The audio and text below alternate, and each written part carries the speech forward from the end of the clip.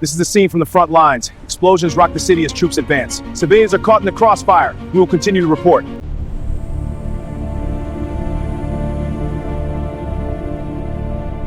Tonight, we examine one of the fastest and most devastating collapses of a nation in modern history. In just 100 days, nearly 1 million people were killed. This is not just a story about violence. It is a story about propaganda, political manipulation, international hesitation, and how quickly society can fracture when extremism takes control. This is the Rwandan Genocide.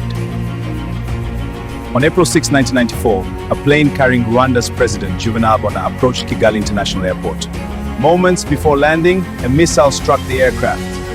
It burst into flames. There were no survivors. Within hours, roadblocks appeared across Kigali. Lists were opened. Names were called. And what followed would become one of the most rapid and horrifying genocides in modern history. But Rwanda's collapse did not begin that night.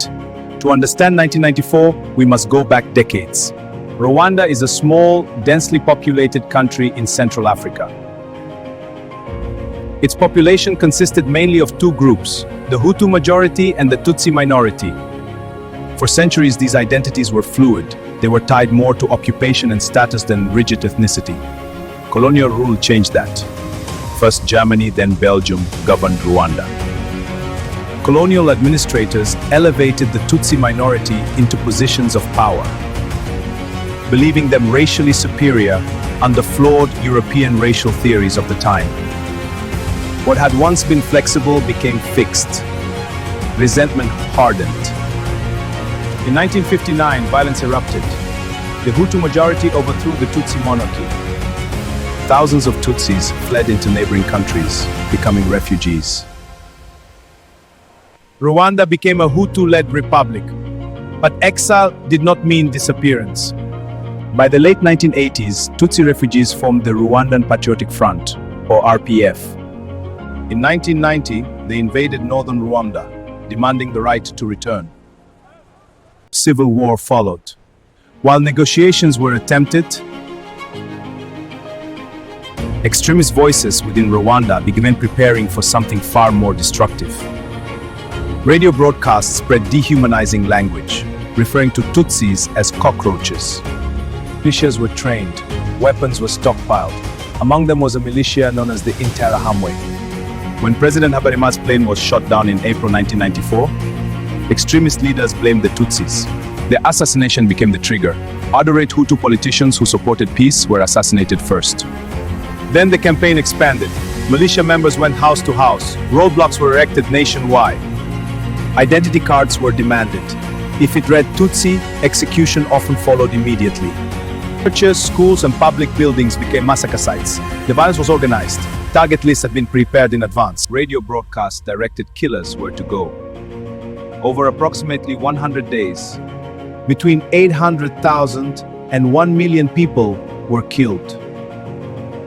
Men, women, children, entire families erased. The international community had peacekeepers in Rwanda under United Nations mission. But their mandate was limited. Requests for reinforcements were denied. Global leaders avoided labeling the events as genocide, a word that would have legally obligated intervention under international law. As debates continued abroad, the killing continued on the ground. Meanwhile, the Rwandan Patriotic Front advanced from the north. Led by Paul Kagame, the RPF captured Kigali in July 1994. The genocide ended. But Rwanda was shattered. Millions fled into neighboring countries. Communities were traumatized. Infrastructure was destroyed. The aftermath raised a difficult question. How does a nation rebuild when neighbors have killed neighbors? Rwanda pursued a dual path of justice and reconciliation. International tribunals prosecuted high-level organizers. Within Rwanda, community-based courts, known as Gakaka, processed thousands of local cases. The government adopted a national unity policy, banning ethnic identification in public life.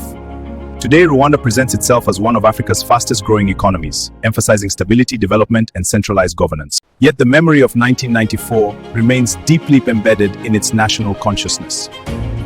The Rwandan genocide stands as a warning. It shows how propaganda can normalize hatred, how political fear can be weaponized, how rapidly institutions can collapse, and how the national hesitation can have catastrophic consequences. History often unfolds gradually. But sometimes it unravels in a matter of days, and when it does, the consequences echo for generations.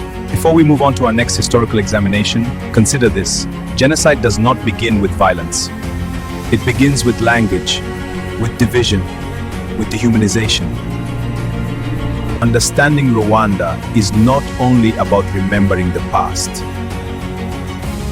It is about recognizing warning signs in the present.